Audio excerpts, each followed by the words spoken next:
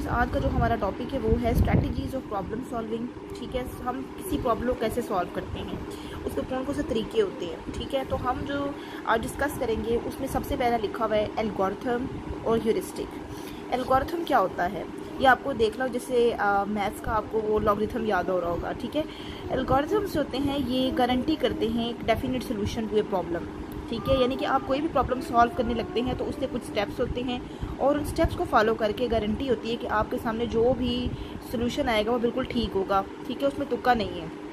ठीक है, it include systematic exploration and discussion of all possible solutions, यानी इसमें आप सिस्टमैटिकली तमाम पॉसिबल सोल्यूशन को डिस्कस भी करते हैं, एक्सप्लोर भी करते हैं। ठीक है, फाइनल सोल्यूशन इज आइडेंटिफाइड, आपको फाइनल सोल्यूशन मिल जाता है। अब इसकी एग्जांपल क्या होगी? फॉर एग्जांपल जैसे मैथ्स का क्वेश्चन होता है, उसके कुछ स्टेप्स होते हैं, आप उनको सॉल्व करते हैं और आंसर ज़ाहिर है भी ठीक होता है। उसके अलावा जैसे कोई रेसिपी होती है किसी चीज़ की, आप खाना बना रहे हैं, उसके स्टेप्स हैं, केक बनाना है आपने, उसके कुछ स्टेप्स हैं कि इसमें ये चीज़ें हैं, इनको स्टेप वाइज आपने फॉलो करना है तो वो चीज़ बनेगी। इसमें से अगर एक भी मिस हो गया या कोई आइटम मिस कोई ज़्यादा या कम हो गया तो वो चीज़ नहीं सही बनेगी। ठीक है, तो स्टेप्स को फॉलो करते हैं और सोल्यूशन बिल्कुल गारंटीड होता है।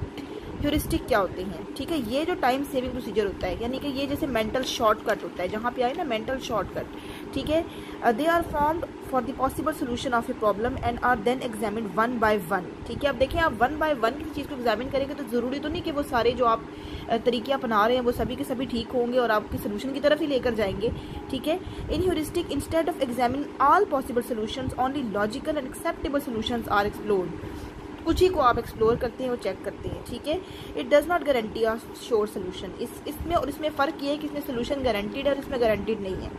ठीक है, अब इसमें इसकी एग्जांपल क्या हो सकती है? एक अवेलेबिलिटी ह्यूरिस्टिक के नाम से जो है ना वो एक आप एग्जांपल इसमें याद करें कि उसमें क्या होता है कि जैसे आप एक रूम में एंटर होते हैं, वहाँ पर बहुत सी टेस्ट ट्यूब्स पड़ी हुई हैं, वहाँ पर साइंस के जैसे कुछ चार्ट से लगे हुए हैं और जैसे लैब कोट से पड़े हुए हैं, और आप उसमें घुसते साथ अंदाज़ा लगाते हैं कि ये किसी केमिस्ट का रूम लगता है या ये लैब लगती है केमिस्ट्री की। ठीक है, अब आप सिर्फ एक तुक्का लगा रहे हैं। ठीक है, इट इज़ नॉट श्योर कि वहाँ पर जो चीज़ें पड़ी हैं, आप जिसके घर में गए हैं वहाँ पर आपने जो चीज़ देख ली, चंद जो है वो टेस्ट ट्यूब्स देखी हैं, लैब कोट देखा है, और ये उसी बंदे का हो या ना हो, किसी और का हो।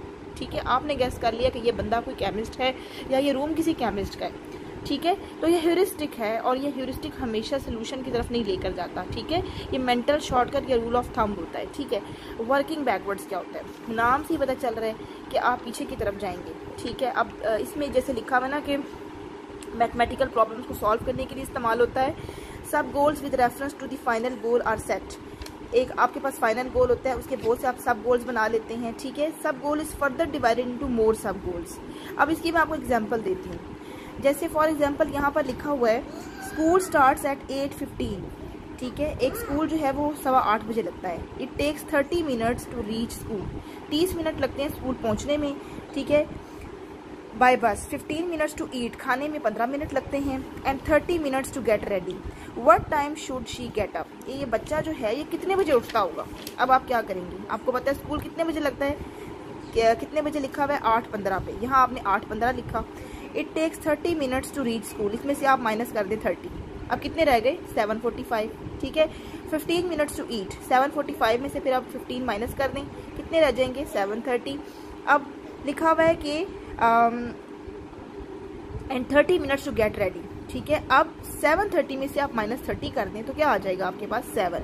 आपने क्या किया? आप उधर से पीछे की तरफ मूव हुए। ऐसी बहुत सी एग्जांपल्स आपने देखी होंगी। इसके पास इतनी बुक्स थी, उसने इतनी उसको दे दी, इतनी रह गई, अब उसके पास कितनी होनी चाहिए। ये होता है कि आपको एक फाइनल गोल पता होता है, फिर उसके बाद आप सब गोल्स बनाते हैं और उसके बाद फाइनल डिसीजन में पहुँचते हैं। This is the best example of working backwards. अगर आपने इसको याद करना है तो आप इसको एग्जाम्पल के साथ याद करें। ठीक है, इसी तरह आप बना लें और इसको फ्लो चार्ट सा और साथ ही एग्जाम्पल मेंशन कर दें तो बहुत अच्छे मार्क्स आ जाएंगे। ठीक है, और ह्यूरिस्टिक का भी फिर इंशाल्लाह ताला वो मैं शेयर करूँगी।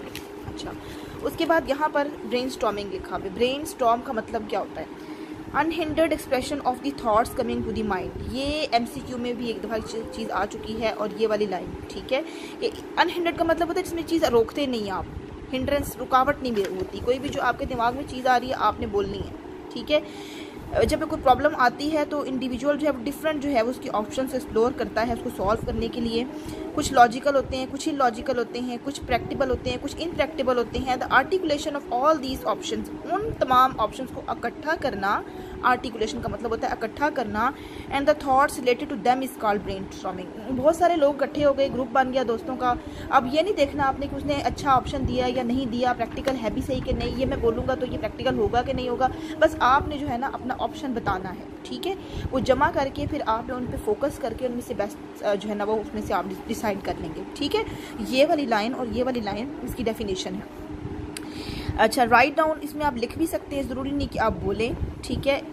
अब ये नहीं आपने देखना कि बंदा जो बता रहा है वो प्रैक्टिकल है कि नहीं है, बस आपने उसके ऑप्शन को नोट करना है। प्रैक्टिकल का मतलब होता है अमली तौर पे भी आप ये चीज़ अप्लाई कर सकते हैं कि नहीं कर सकते, वो जो बंदा बता रहा है, ठीक है। जो भी चीज़ वो ऑप्शन दे रहा है वो अमली तौर पे अप्लाई हो सकती है कि नहीं हो सकती, आपने इस चीज़ को नहीं देखना। इस तरह तो उसकी जो है ना कॉन्फिडेंस ही खत्म हो जाएगा, वो तो बोलेगा ही नहीं कि मैं तो जो सोल्यूशन दूंगा वो तो प्रैक्टिकल ही नहीं है, तो इससे अच्छा मैं ना ही बोलूँ। इसलिए आपने उसको ये नहीं कहना, ठीक है। अच्छा, अब इसमें जो है ना आपने ये नहीं देखना, ठीक है। उसकी अगर ये भी हम चीज़ें पूछ सकते हैं कि इसमें प्रैक्टिबिलिटी को कंसिडर किया जाता है कि नहीं किया जाता, आपने कहना है कि नहीं, इसमें हम ये चीज़ कंसिडर नहीं करते, ठीक है। अब इसमें जो है फ्लो ऑफ थाट जो भी आपके दिमाग में चल रहा है वो आने दें उसको। Bursting in of thoughts is noted down without any check, जो जो आ रहा है बस आप उसको लिखते जाएं, इसका आइडिया ये है, इसका आइडिया ये, इसका ये है, आपने चेक नहीं करना ये सही है ये गलत है, ये नहीं अच्छा ये अच्छा है, ठीक है। Later on these thoughts are analyzed one by one and the final solution is thus identified। आखिर में इन सारों को एनालाइज किया जाता है, इनमें से जो अच्छा है उसको सिलेक्ट कर लिया जाता है, ठीक है। ये कह रहे हैं कि इसका फ़ायदा ये कि बाज़ औक़ात हम बड़े नॉवल सोल्यूशन की तरफ चले जाते हैं, ठीक है। बिल्कुल नए जो है ना वो सोल्यूशन की तरफ चले जाते हैं, बिल्कुल, क्योंकि सबका डिफरेंट यूनिक माइंड है ना। तो बाज़ औक़ात लोग नहीं बोलते कि शायद हमारी जो है वो सोच दूसरों से मुख्तलिफ है तो हम गलत ना हो जाएं, हम अच्छा नहीं बोलते, जो भी है। तो नॉवल जो है ना बाज़ औक़ात किसी बंदे के दिमाग बड़ी कोई नई चीज़ चल रही होती है, और जब आप उस तरह बहुत से आइडियाज़ लेते हो तो किसी नई चीज़ की तरफ चले जाते हैं, ठीक है। This procedure brings out varied aspects of a problem, ठीक है।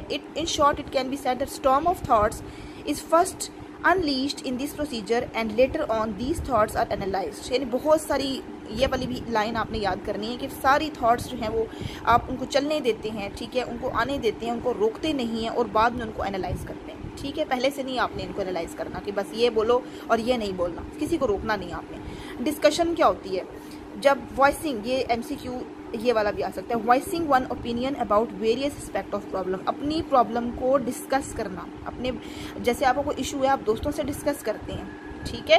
अब आप अपना प्रॉब्लम शेयर करते हैं किसी के साथ, ठीक है, ग्रुप डिस्कशन जैसी होती है, ठीक है।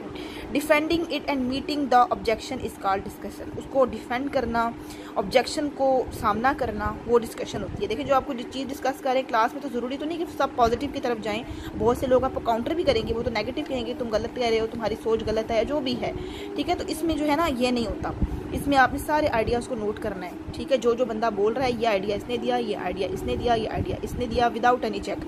इसमें जो है फिर जाहिर है आपको डिफेंड भी करना पड़ेगा और ऑब्जेक्शंस भी लगेंगे, उसमें आप डिस्कशन है। अच्छा, thinking is carried out allowed in group effort, ठीक है। इसमें जो है वो ऊंचा बोल के जो है ना वो थिंकिंग को शेयर किया जाता है। The group members propose possible solutions collectively, इकट्ठे वो बताते हैं solution. They put forward arguments in support of it, defend their arguments, यानी बोलते हैं फिर अपने आप को डिफेंड करते हैं। ओवरकम ऑब्जेक्शंस, ठीक है, ऑब्जेक्शंस को भी फेस करते हैं। It becomes easier to solve the problem, ठीक है। फिर ज़्यादा डिस्कशन से बहुत से इशूज सॉल्व हो जाते हैं, ठीक है। अच्छा, ये कह रहे हैं कि इस तरह नहीं होना चाहिए कि आप किसी को ताना दे रहे हैं या उसको तंग कर रहे हैं, इस तरह नहीं होना चाहिए। कोऑपरेटिव लर्निंग में क्या होता है, helping others with the solution of problem is called cooperation, दूसरों के साथ कोऑपरेट करना, किसी को समझ नहीं आ रहा आप उसको समझाएं, उसकी हेल्प करें, किस तरह से काम करना है, ठीक है। When we help people we set with problems और extend cooperation to them, other people find it easier to solve their problems, ठीक है। जब दूसरों की हेल्प करते हैं तो उनके लिए काम आसान हो जाता है। Cooperation helps others to get rid of their problems and worries, दूसरों की मुश्किल आसान हो जाती है, ठीक है। दूसरों के लिए आसानी करें, आपके लिए भी आसानी होगी, ठीक है। सिर्फ खुद गर्ज नहीं होना चाहिए, सेल्फिश नहीं होना चाहिए, कोऑपरेट करना चाहिए और उससे भी आप लर्न करते हैं, ठीक है। तो ये था हमारा आज का जो है ना वो स्ट्रेटजीज ऑफ प्रॉब्लम सॉल्विंग।